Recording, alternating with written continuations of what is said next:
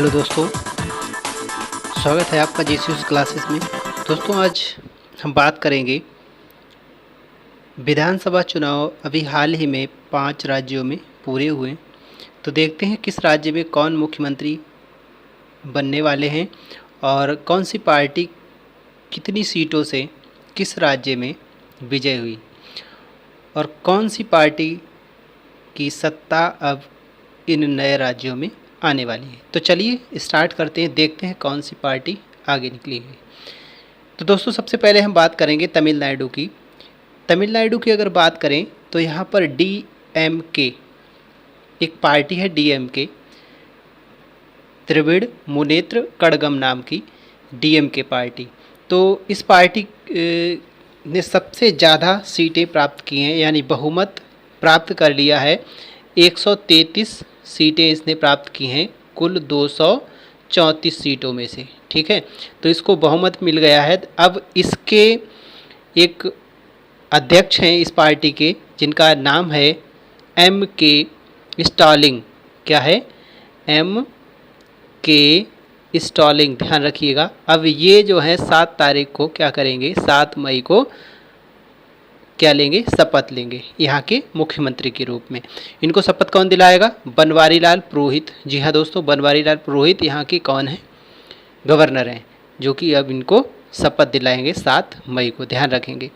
वहीं बात करें अगर हम पुडुचेरी की, तो दोस्तों पुडुचेरी में कुल सीटें कितनी हैं? कुल सीटें यहाँ पर हैं पुडुचेरी में 30, और 30 में से कोई भी पार्टी 16 सीटें प्राप्त नहीं कर पाई, क्योंकि जब 30 में से 16 सीटें प्राप्त होंगी वही पार्टी कैसी होगी, बहुमत में होगी। लेकिन कोई भी पार्टी पूर्ण बहुमत से नहीं आई है। यहाँ पर अगर हम बात करें तो एक पार्टी है AINRC,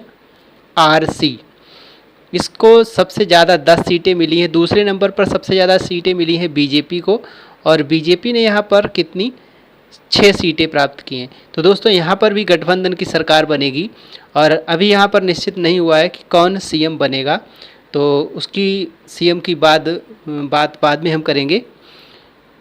अगला राज्य देखते हैं। अगला राज्य था केरल।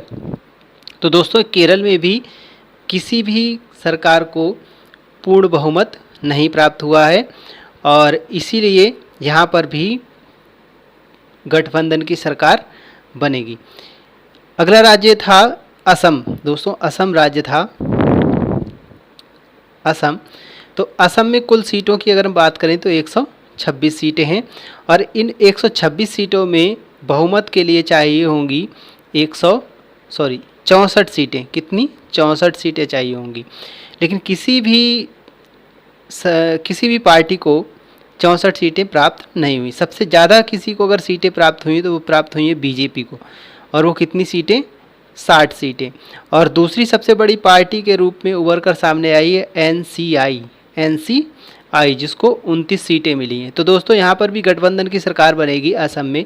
अभी CM कौन बनेंगे इसके बारे में निश्चय नहीं हुआ है, निर्णय नहीं हुआ है। निर्णय होगा तो आपको ज़रूर बताएंगे। भाई अगर बात करें पश्चिम बंगाल की, तो पश्चिम बंगाल में भी, वेस्ट बंगाल में भी अभी क्या हुआ था, चुनाव हुए थे। तो वहाँ पर कौन CM बनी है? वहाँ पर CM बनी है दोस्तों ममता बनर्जी। जी हाँ, दीदी ममता बनर्जी। इन्होंने तीसरी बार क्या लिया, शपथ ली मुख्यमंत्री पद की, और इनको किसने शपथ दिलाई है? जगदीप धनखड़ ने। तो दोस्तों ये थी बात अभी हुए विधानसभा चुनाव के बारे में। जैसे ही इन राज्यों के, बाकी राज्यों के CM की जानकारी प्राप्त होगी, मैं आपको ज़रूर वीडियो प्रोवाइड कराऊंगा। तब तक के लिए आप अपना ध्यान रखें।